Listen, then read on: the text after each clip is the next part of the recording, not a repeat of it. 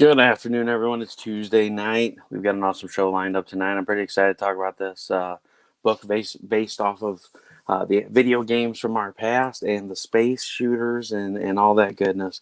That's right up my alley. Everybody knows I like to blow stuff up, and space games were my forte growing up. We'll just leave it at that.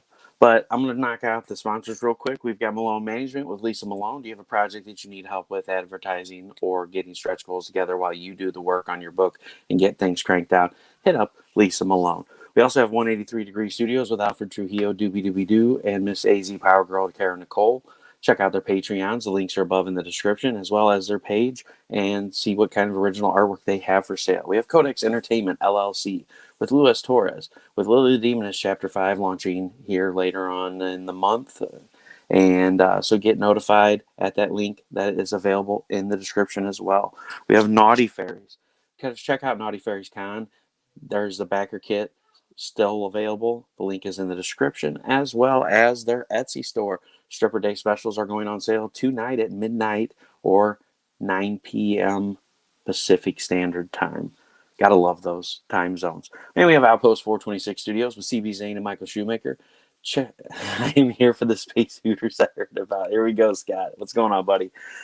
So we got Outpost 426 Studios. Check out CB Zane and Michael Shoemaker's Mighty Mite, available now on Kickstarter. Check out the link above in the description, as well as their project coming out later this summer. We've got Black Rabbit. And last but not least, we have DPopp Customz. Do you have a print that needs jazzing up? You want to get a lighted frame for it? Have lights that flash to the music? Hit up Dustin Poppins and check out what he can do for you. So without further ado, let's bring out TJ Sterling. Hey, what's going on, Russ? Not much. How you doing, buddy? So we had this running joke last night. So I posted the advertisement for it, and Scott's seen it, and he's like, "I swear, when I read that, I read Space Hooters." I was like, "Hey, you never know. We might talk about Space Hooters We tonight." might talk about Space Hooters. You never know. I mean, the night's still young. Hey, what's going on, Ed? Thanks for joining tonight, buddy. How are you doing Hey, tonight? Ed, what's up, man? So, man, I love this. I love the premise of all this. I'm like, video games, 80s, 90s, space shooters, and I'm like, I'm all in on this. So we'll get to a little bit about the project later on. Everybody knows I like to start out with like the origin story. How did we lead up to this point? What's the goodies that happened in between? So, you know, uh, when did you originally get introduced into comic books? It's a great question, man. And I love telling the origin story. It's one of my favorite stories to tell because I was a huge He-Man Masters of the Universe fan as a kid. I loved everything about it. I had all the action figures, and that was kind of my first introduction in like the 80s, the early 80s, 83, 84, to the superhero genre, if you will. And then, obviously seeing movies like Superman and um, with my parents, and, because they had Laserdisc and VHS and all this crazy stuff back then. So my parents knew that I liked that stuff, and I kind of gravitated towards art. And I think it was probably like the early 90s, like 91, 92, when my mother took me to my first comic book store. And she was just thinking that, hey, this will help them read more, help them get more into just understanding, storytelling and narratives in English and all this other stuff. So the very first comic I ever bought by myself with my own money was, X-Men #1 by Jim Lee. And absolutely loved the comic, was blown away by the detail, how incredible the characters were. Because, I mean, I had seen the old 80s X-Men stuff, and this to me was like next level. And I just was so inspired by the art that I wanted to draw comics. At that time, I knew I wanted to draw comics, and that was kind of like my initial intro into the world of what was, going on in the 90s. Apologies, I was sharing out one more place.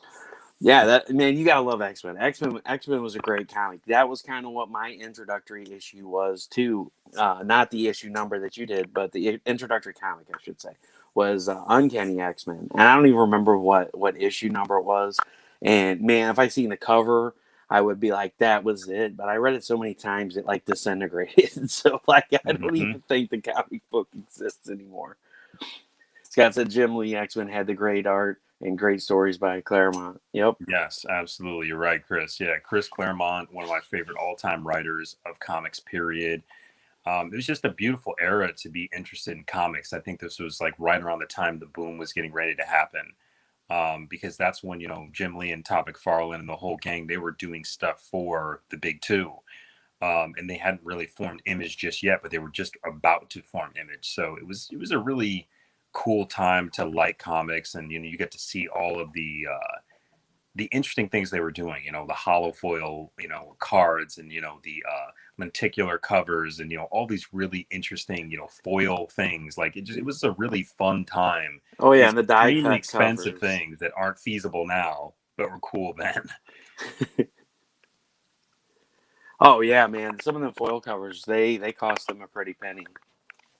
Yeah, I mean, but it was just such a fun era, man. So I mean, I think that was what my initial thing was. So I always wanted to draw comics. So I was in every art class that I could be in. I took summer school art classes, and tried to teach myself comics. Learning through the Marvel Way, that draw comics the Marvel Way, that book. I was constantly just trying to go down the rabbit hole, and this is really before YouTube or any of those things where you could get a drawing tutorial. You literally had to like read a book for it, or Yeah. go to like an art show or something. And that's kind of what we did. I mean, I'm from Grand Rapids, Michigan, a small town. And, we had one comic book artist that came to town one year, and was, it was like, I don't know, God came to town or something. It was really kind of an interesting experience. So I just, since then it was like, okay, well, I'm doing art classes in high school, and I'm drawing characters in high school. And then eventually I go to college for art. And then, I go get a degree in illustration and fine arts. And then from there, I start working at Marvel as an intern for about a year. And then go on to do some cover work for Dark Horse, and, did a little bit of work for DC and Marvel the last couple, I'm see DC and Aspen the last couple years. So, I mean, I touch my foot in the professional realm from time to time, but I have such a big love of doing independent comic books, telling my own stories. And that's kind of where I try to keep all of my energy and my attention in telling my own stories. Awesome. And in the meantime, here you are, you're playing all these video games and these space shooters and Yes. so what was one of the first video games that you played that really hooked you and you're like, this is what I want to do? The very first game that I ever owned was my uncle's Atari, and it was a joystick. I don't even remember the game, but it was like a helicopter shooting game where it was an old joystick, and you had to shoot all of the little evil minions or whatever with the joystick in this space helicopter. I don't even remember the name of it. But that was my first game, and then slowly fast forward to that. My parents like, okay, how about we get them a Super Nintendo for Christmas? And those games were Mario, and Gradius 3 was like my most favorite game growing up, because it was this little ship against these insanely large, crazy monsters. And I never forgot the impact that series had on me, because it was just so much fun, and it took fucking forever to beat. I mean, that was one of those games that just like we had to, we played it. And see, that was the thing. Like, now you can save your work on a disc, or the hard drive is built into the game. Like back then, like you There was no save. there was no save, so you had to pause it and wait for hours until you wake up, go to sleep, wake up, continue to play the game. Like, that was kind of the space that we were in. And slowly after that, Star Fox followed, and games like Mega Man X, and then Darius Twin was another cool shoot 'em up game. So my probably favorite three was Star Fox, Gradius, and Darius Twin. Darius Twin was awesome. I loved it. The music, the artwork, just the futuristic element of like, hey, I'm going to go to another world and kill these aliens that want to take over the universe. And that was kind of what inspired, Joystick Angels. My most recent comic book series is just like my love letter to that era. And I think most of the stuff that I've done is very, very much a love letter to the 90s and all the stuff that I thought was cool back then. Yeah, and they've gone and done a bunch of games now. They go back and they've started remaking a lot of those retro shooters and going back to that style of games. And I'm like, oh man, this looks awesome. There's so many of them to choose from now. That's right. I'm trying to think of the name of the one that they had free on PlayStation Network a while back that I got. That is awesome, and I haven't played it in a while. But that's one of the big things about it. It was the music. The music to those games it was phenomenal. It was absolutely awesome. And the worst part, going back on what you were talking about a little bit ago about the old style games where you couldn't save. Well, the worst thing was waking up and realizing your mom was like, "Oh, he must have left his system on." Click. Oh, it's literally like your cat died or something. That's the feeling, like like something close to someone close in your family passes away, and that's the feeling you get when you lose all your progress after hours and hours of gameplay. So I mean, the dedication was different, man. You couldn't just set it, leave it away. Like, you literally had to be dialed in, and you had to be all in for hours at a time. And yeah, I love space shooting up games, man. Like, I was a big Star Wars fan. Well, my dad was a humongous Star Wars fan. I mean, he had all the movies on Laserdisc. If anybody remembers what the hell a Laserdisc is, I mean, it's like the size of a record player, but the record is encased in this plastic thing, and then you put it into a machine, and like it plays, and it's a whole interesting thing. But he had all the Star Wars movies, and I love Star Wars growing up. I love Star Trek. We used to watch Star Trek all the time, so it was my way that I bonded with my dad over sci-fi stuff, because he was a big sci-fi guy. So that's what, again, like, I think about comics now, like, what's missing, and it's like I don't see a lot of really cool space opera comics that are centered around young kids. So that stuff is really inspiring to me, man. And the fact that I get to do some of it now, and just like you said, the music is incredible too. Hey, Stephanie, how are you? So give me a little bit of the premise. So, like, what is Joystick Angels about, and like, how did you come up with a story for it? Yeah, absolutely. So, Joystick Angels is a YA sci-fi space opera comic series centered around 5 young space pilots who are tasked with saving the universe against an evil alien empire. The interesting thing is that this takes place in the far distant future, where the Earth has been destroyed by this parasitic alien race called the Eukarya. The Eukarya are like a horde of hive-minded creatures that are very viral in nature. If you think about some of the most toughest organisms on this planet are, hey Trish, what's going on? Some of the most toughest organisms on this planet are viruses. You can, introduce a vaccine, you can, take your vitamins, whatever, and they still continue to thrive. They go stronger each year they go stronger. And it's kind of an interesting thing to me, because it's like their only purpose is to survive, and that's what this alien race is. Like, they're only interested in survival, but the means for them to survive is they have to go from planet to planet and absorb resources, and also absorb organisms into their horde in order to survive and live. But unfortunately, they came across the wrong planet and destroyed Earth and killed a lot of people. And now your remaining human populace lives on a space station called the Leapor Space Station in deep space, and they have become like a military society, where they are very much like the Star Wars rebels, where they are the highest honor is to fight within this, the Leapor army, and be a part of the space squadron. So you have these 5 kids who lost their parents to this war, that happened on Earth years and years prior when they were babies, and they grow up with this chip on their shoulder, like, hey, like, we want to right this wrong and save the universe, but there's a whole bunch of other space squadrons that want to do the exact same thing. So in issue 1 of Joystick Angels, you see the Angels, the main the main group, if you will, within the story. They have to fight for supremacy, to be the supreme squadron, and that is a tournament that they have to fight in, called the Quantum Elite Space Tournament. So, you get those vibes of like, really interesting aerial space battles, really cool races, obstacle courses. You get a lot of that energy and that type of thing going on in issue 1. And then issue 2, things really get kind of crazy, and you kind of get to see what it looks like, where these kids are having to fight this alien race and try to save, humanity and the universe in a nutshell. Man, that's a mouthful. Yeah.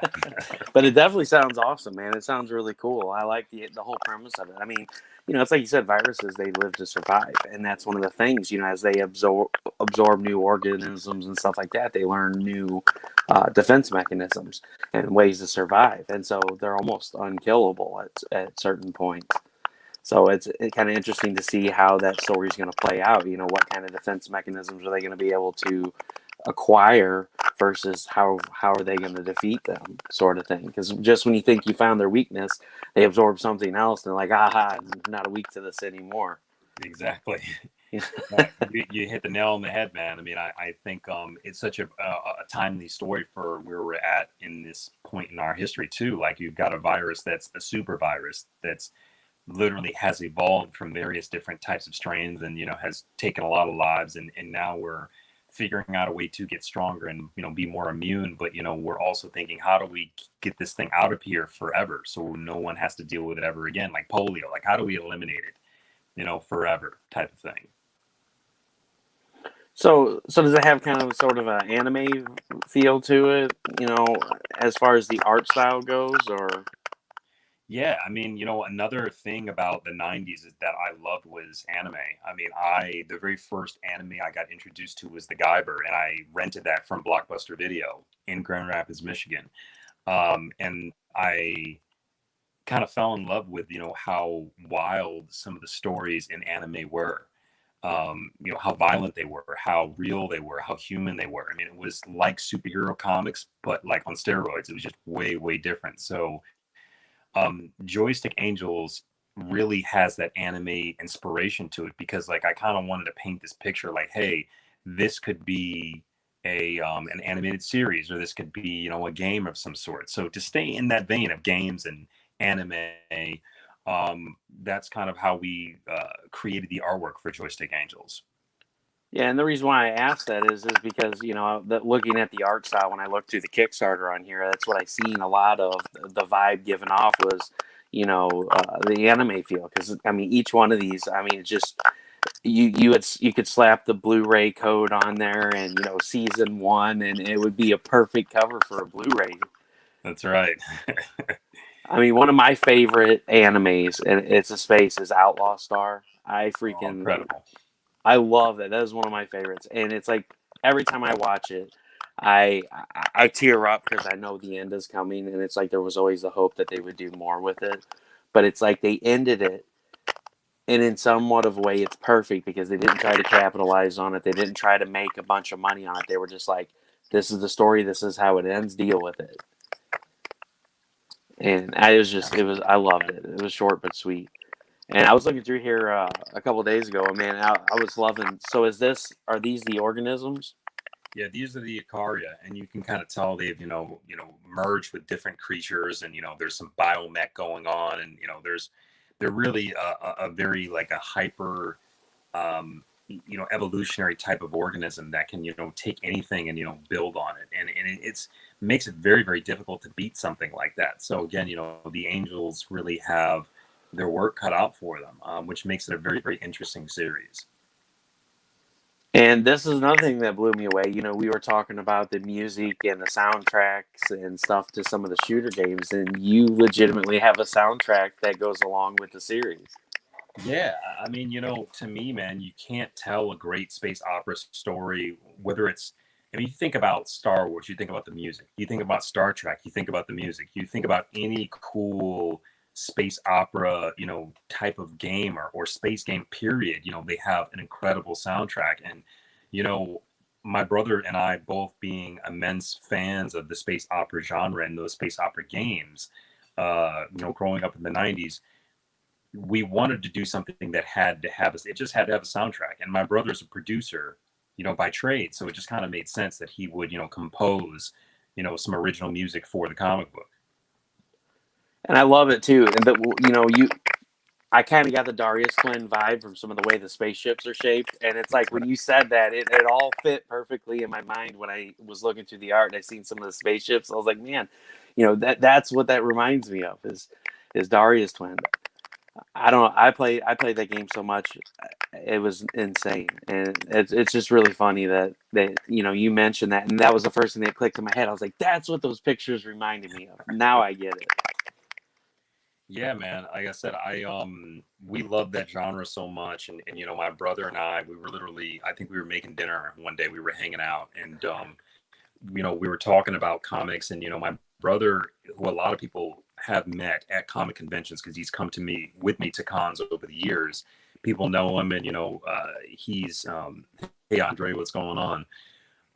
Yeah, we were like, why don't we do something that's not being done? We don't see a lot of young kids in space doing cool stuff in the indie comics world right now, and we definitely don't see a lot of comic books with soundtracks. So just kind of spitballing between two people, brainstorming like on the fly, we come up with this idea, and spent about a year and a half on R&D, building character designs, story structure, thinking about plotting issues 1 through 6. So really, it was just a fun collaborative process, man. To be able to work with my brother on something of this magnitude is just a lot of fun and really kind of special. Yeah, and then it helps you guys reminisce on the past. When you were kids and you were playing these games, and it's like now you're creating your own story in the genre that you guys loved growing up. Absolutely. So is that how many issues that you were planning on with the story? Is 6 issues with just this arc alone?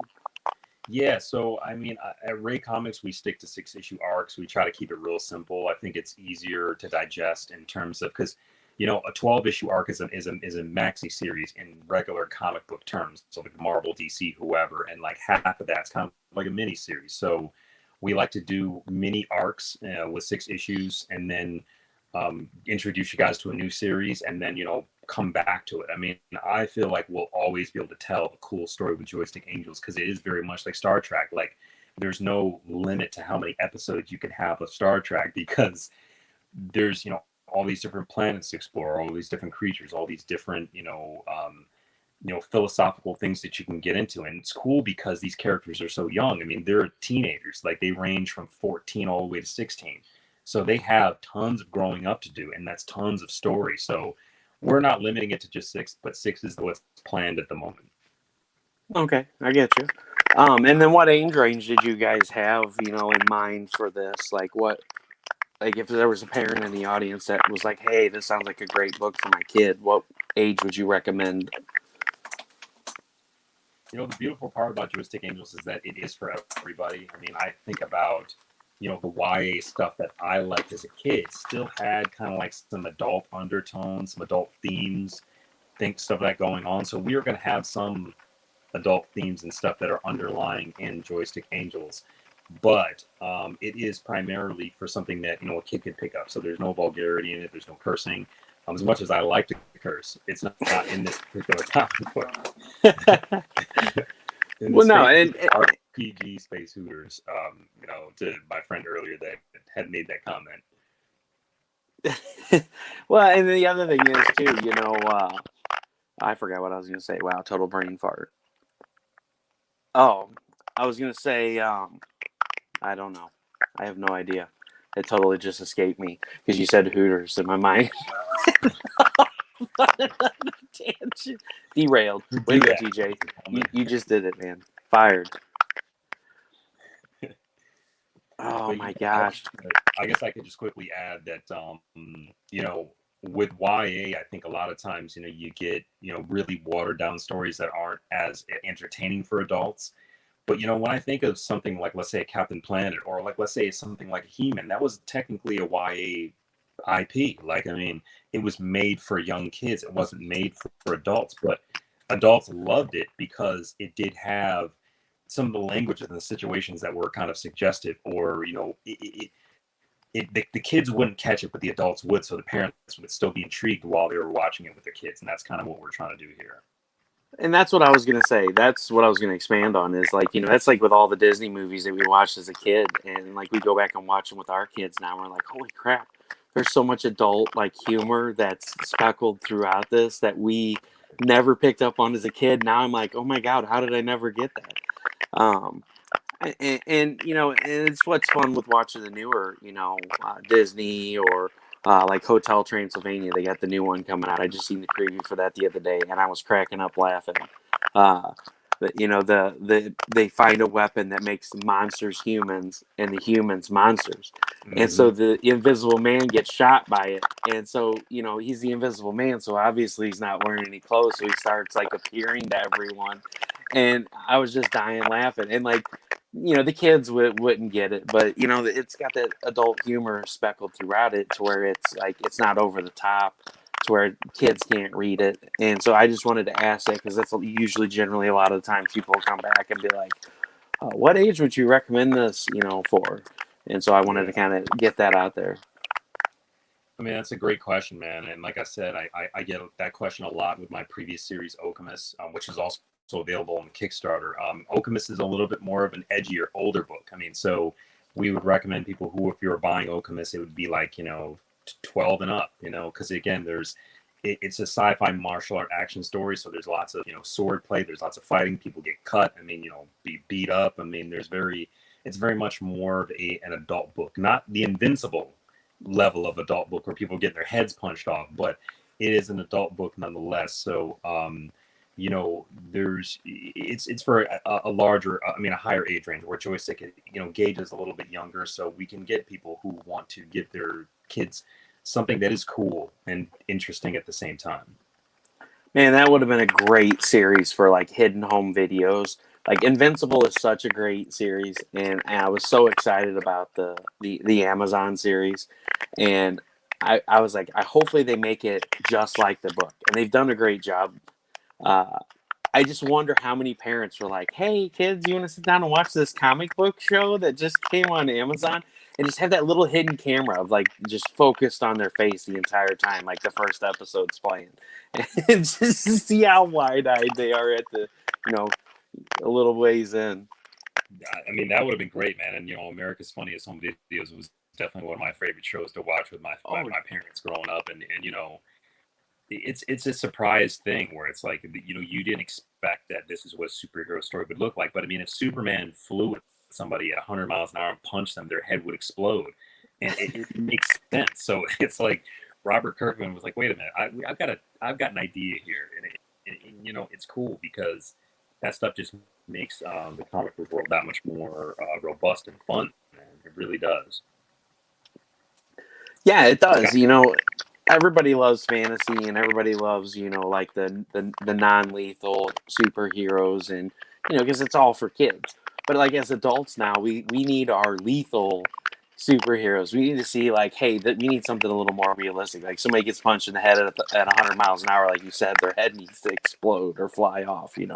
It's not just going to be like, oh, you punched me in the face. Yeah, I mean, like I said, like, a punch from any one of these characters like a train wreck, and you can obviously see what that does from Nolan to some of the people that he's fighting. And I said I like the idea of, the main character, one of the main characters being a low-key bad guy, or, an undercover bad guy. I think that's kind of interesting. And I think Scott said that, Invincible and The Boys are not for kids. You're absolutely right.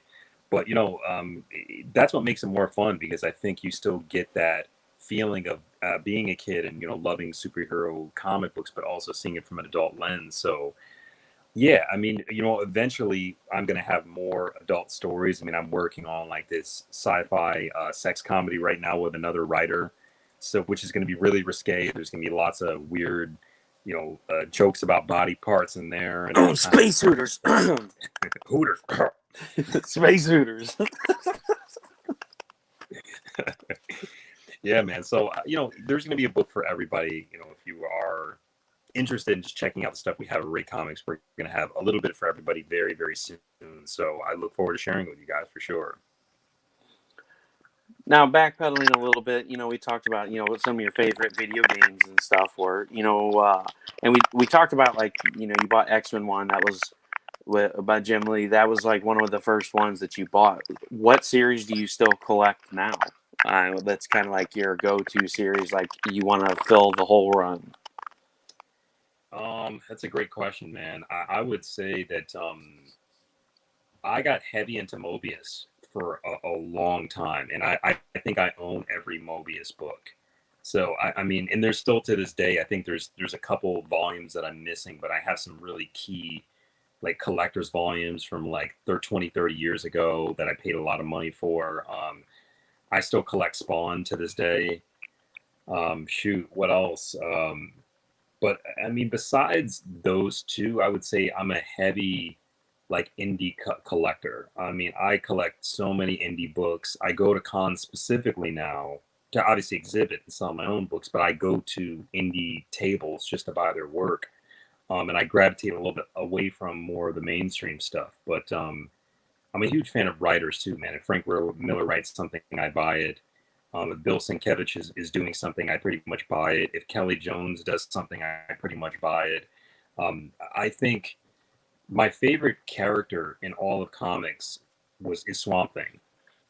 I'm a humongous Swamp Thing fan, so I buy pretty much every Swamp Thing arc that comes out, regardless of what it's about or who's involved. I just buy it because I just want to see what this artist or this writer is going to do with this character. So I'd probably say Swamp Thing would be a good answer to that choice.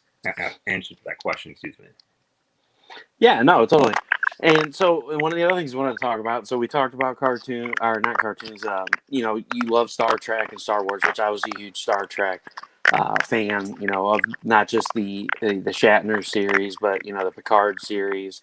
I never really got a whole lot into Deep Space Nine because, like, at that point, I had started working a part-time job and was doing school at the same time, so I didn't have that extracurricular time. I mean, come on, video games came first. I would, like, one of my big games that I got into that took up most of my time was Xenogears. That like was one of my all-time favorite. Everybody else was playing Final Fantasy VII, and I'm like Xenogears all the way. Like that's always been my big go-to. So when I was like 6 or 7, my dad rented Robot Jocks, which now you go back and watch it, like this is the cheesiest robot mech fighting movie in the entire world. But like I still holds a deep place in my heart. Like when it came out on DVD, I went and bought it. I owned it on VHS, and you know, unfortunately, I missed the Blu-ray. But it's like I've always been intrigued by mechs, and so like Pacific Rim came out, I was like, oh man, this looks awesome, and I was kind of disappointed in it. I liked it, I enjoyed it. But I definitely never seen the sequel because I'm like the first one really wasn't all that good to begin with, and you know sequels are never good. So this one obviously, and then everybody's like, "Oh, you made the right choice. Don't whatever you do, don't watch the sequel to Pacific Rim." But you know, growing up enjoying Robot Jocks, like we rented it so much, like the video store ended up selling it to us because I think we had rented it over 100 times. Uh, well, yeah, they never had it on the shelf for anybody else to rent anyway. So, you know, uh, that and Ewoks. I rented Ewoks all the time too because I love the Ewoks from Star Wars. Was it Ewok Adventures, or I think is what it was called. But Xenogears, man, that came out and like it totally changed my life. I was like, this is badass. You're this character. He lands on this planet. He has no idea where he is or what his purpose is or where he came from. But all of a sudden, he like realizes he can control this giant mech and just kick ass with it. And then later on through the series, you can overdrive your mech and just wreak unholy terror on all of these. Oh man, it was awesome. And so I think like when I finally finished the game, I had over 190 hours into it because I'm like, well, I always do all the side quests and like you find a village and like I guarantee you I will scour every square inch of that village. If there is a woven basket or a bush like out of place, I'm over there hitting the search button. I'm like, come on, there's got to be something here. And like you can find some really crazy legendary weapons in a fern that's just like out of place. You're walking down the road and you're like, wait a minute, this fern's a different color than all the others. And then you get like this legendary weapon that does like 6,000 times damage of everything else you have. But man, I just loved it. The music, that was the other thing. The music, I have the soundtrack on my iPod. I still listen to it, and it brings back memories. And like I keep wanting to like bust out my PlayStation 1 and put Xenogears in and start over again. But I'm like, I'm not sure how that would look on a big screen TV. Like I don't want to do it because I'm like it's gonna look so terrible, and I keep hoping that they will port it. Like Final Fantasy VII has been done like for the 35th time over the last 15 years, but every time I look it up, they're like, oh, there's no plans at this time to port Xenogears to a newer format. I'm like, why? And the list keeps growing of all the people asking questions, so hopefully it'll come soon. But that and Darius Twin and Einhander, that was another one I really liked, was Einhander. Do what? I was just saying that's awesome. But that was my big thing. But so we talked about the movies and kind of stuff. But, or I'm sorry, the TV shows. But what are some kind of movies besides like Star Wars and some of the cartoons that you enjoyed growing up? That's a great question, man. Shoot, I loved Babylon 5 as well as a from a writing standpoint. I think the writing for me from JMS was really pretty powerful. And you know, it just gave me a sense of, I guess, kind of like wonder as a kid as I was reading it. And like, man, this is something that I'd love to be able to do myself at some point in time. So big Babylon 5 fan. Shoot, again, movies. Trying to think movies, man. I watched so much stuff, Man, I forgot and all about Babylon 5. You're right. That was a great yeah, show. it was a great series, man. It was such a great series. Shoot, I mean, I liked weird stuff, man. Like I said, I obviously watched all the superhero movies growing up. I was a huge Batman fan. Anytime there was a new Batman in the 90s, me and my dad and my brother would go and sneak food into the movies together. But, you know, we watched everything that came out. We were big movie buffs. I mean, I was a huge Arnold Schwarzenegger fan, so I loved action movies, just shoot them up, like just come into this place and just destroy everyone and everything type of movies. I love that. You know, the Die Hard, you know, franchises, the Rambos. Trying to think what else. My man. Yeah, I Speaking the rewatched truth. one the other day because I mean they continue Oh, to do yeah. Predator movies and they're so bad. All of them are bad except Predator One. Like Oh, every Predator Predator 1's One is the classic. best one. So yeah, I mean I would say anything that was just different, man, and you know fun, and you know that there was just large explosions. I mean I was a huge fan of the Transformers movies too when they came out in the early 2000s. What were you doing? What happened? Tell me. Russ Explode Studios, man. I'm all about the explosions, man. That's Exactly. what I went to school for, was for blasting, mining engineering with explosive synthesis. So I Really? worked with Yeah, high that's cool. explosives for several years, man. That was my thing growing up. Like movies that had explosions and a lot of action, a lot of shootings, stuff exploding. The new Rambo, when he's up on the river with the freaking huge 50 cal and he's just like boom, boom, boom, boom, boom, boom, boom, and how realistic it was. Like limbs were flying off and stuff. And I'm like, holy crap, this is Hmm. insane. Because a lot of movies they have blood and gore, but it's like over the top, and you just kind of laugh at it because like it's so fake, it's Yeah. funny. But like Rambo always had that real serious, tone to it. It's like, man, this is absolutely insane. Except for the last one. Yeah, agreed, man. The last one was a little disturbing, but I mean, they went very, very realistic with it. I understand they were trying to get away from the normal Rambo formula, but I like the old Rambo movies. Again, I'm a big action movie guy, man, and I like when they mix. Like, I think one of my favorite all time movies was Total Recall, where they mixed action and sci-fi together and a little bit of space travel. Like there's so many cool things that was going on during that time for movies, and we still have that to this day. But I think there's something kind of nostalgic about um, a prop designer where they literally have to build everything. They have to build sets and cast molds, and most of those little scenes and they're models that they were putting next to a camera, and it gives it like a totally different feel when someone built it with their hands versus just a computer program. Exactly. Um, and that's why I think so many other people love, like, the original Star Wars movies because there's that charm to them. Whereas the newer ones, people aren't as fond of the new ones because of all of the CGI that is going on. Even though it's great work, it's just, there's something about when your hand is in the project. Well, I mean, it was like when the AT-ATs were walking. They had that jerky movement to them, and you could tell that they were imperfect. They were mechanical because they were models that they were moving on the camera. And now they move, on screen. They're perfect. They're shiny. They're clean. Everything's seamless, and it's just too over the top realistic. And I Right. agree, man. There's nothing better than watching the old style when they would go through and they would make the models and set it up. It's just kind of like the cell animation. People realizing that, hey, every frame that you watch in some of these animated features, there's hundreds of cells per second of film, and somebody had to hand draw each and every one of those cells. And it's the same thing with a model. You're recording thousands of frames of movements, tiny movements of these little models just to make a 5-minute scene. Yeah, no, I mean, you got a great point, Russ. I mean, like, you're talking about the soul of the creator lives in that project. I mean, Yep. that's the best way I could describe it because, I mean, if you're hand drawing something, you've put so much time and effort and energy into it. It captures a piece of who you are. And I think we try to do that, man. I mean, really, I try to do that as an artist with anything that I do. I try not to take away the soul of something.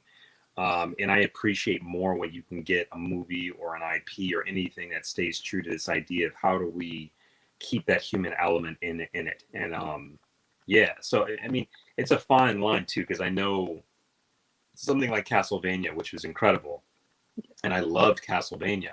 They were very tasteful about what they did with the 3D elements. Most of that stuff was hand painted or hand drawn backgrounds, but it was done so well and so tastefully that you could tell they really cared about making this in an absolutely incredible anime that could stand the test of time and not just one that is riddled with bad CG, and yeah, I mean that's the best way I could put it. No, I totally agree, man. It's definitely the soul of the creators that's put in it.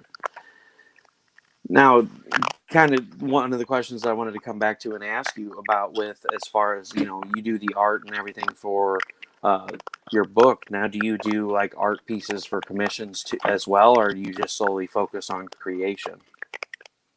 Yeah, I mean at the moment, man, I do have a long list of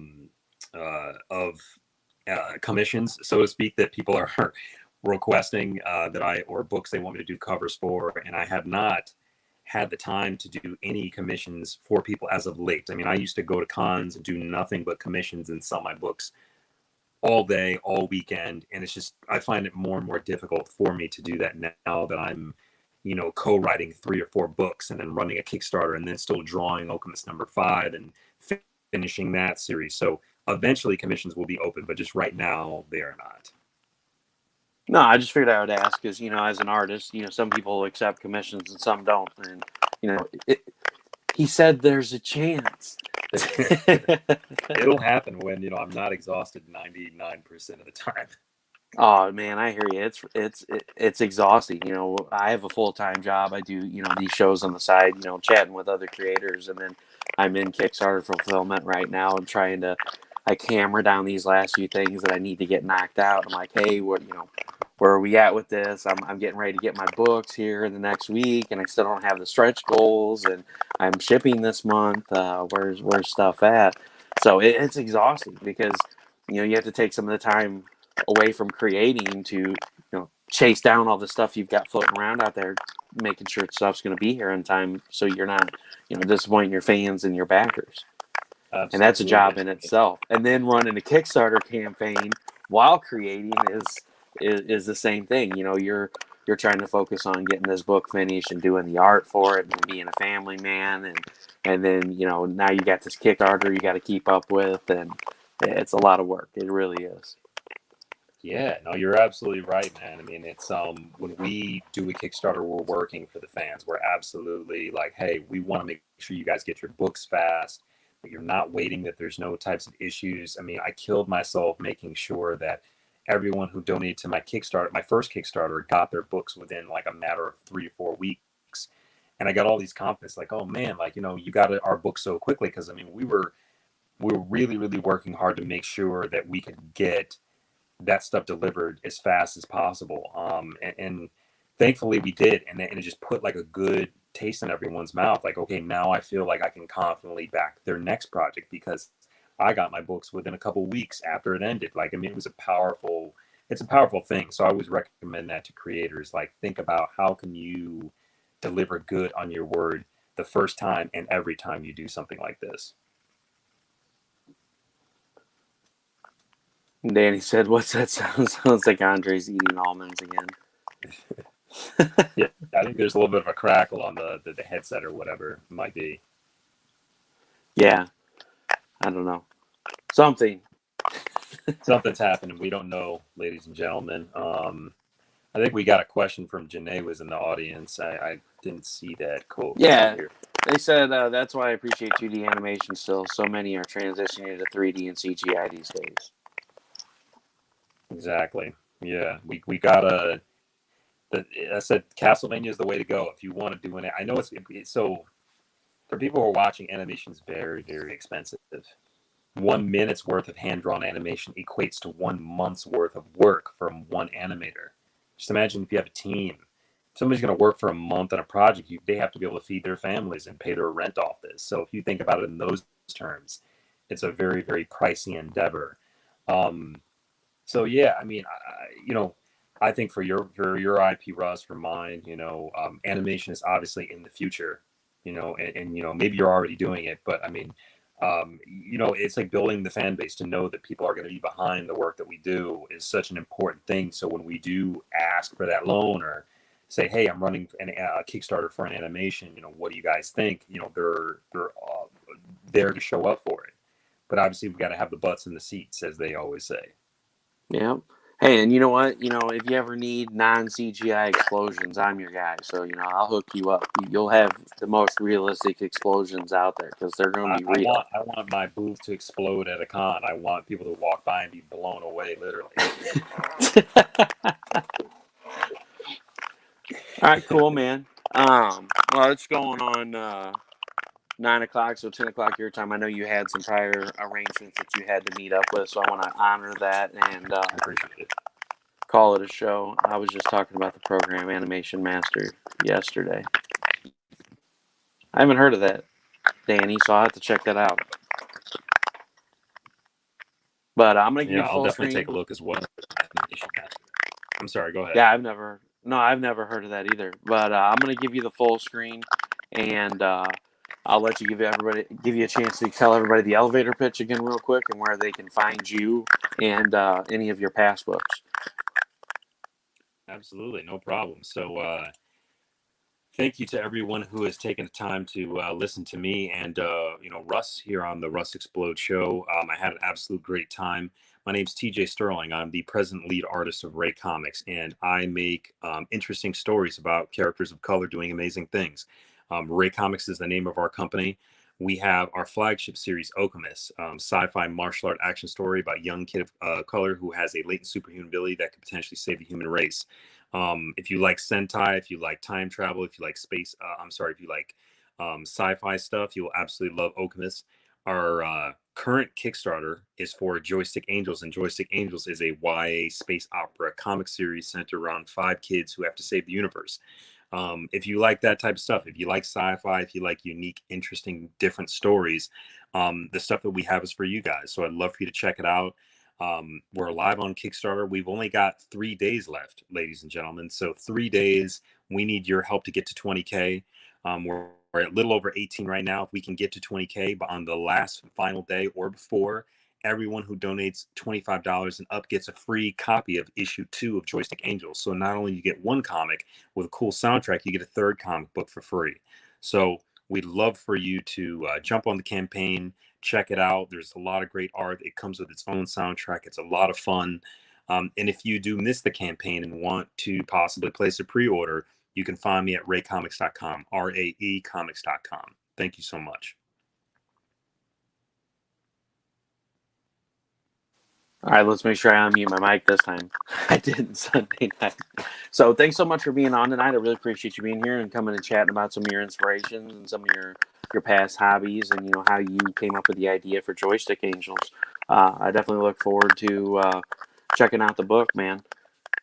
Thank you so much, Russell. It's an absolute pleasure to be on, and hopefully we can do another one of these real soon, man. Yeah, I'm always open, man. If you want to hang out in the green room for just a second, I'll be right back. You got it. All right, everyone. Thanks so much for being here tonight. Thanks so much for listening to TJ's story and listening to him chat about his inspirations and his project Joystick Angels. Please share it out. Please back it for $1 if you can. If you can't afford to back any of the tiers, or if it's not your forte, just $1 can let all your friends and everyone that follows you see the project, because they'll all get an email saying you backed this awesome project, and they will go check it out for themselves. Everyone, thanks so much for being here. Anybody who goes back and watches this, thank you very much as well. You all have a great week, and I will see you possibly Saturday for another episode of Blue Balls Reviews. You guys have a great night.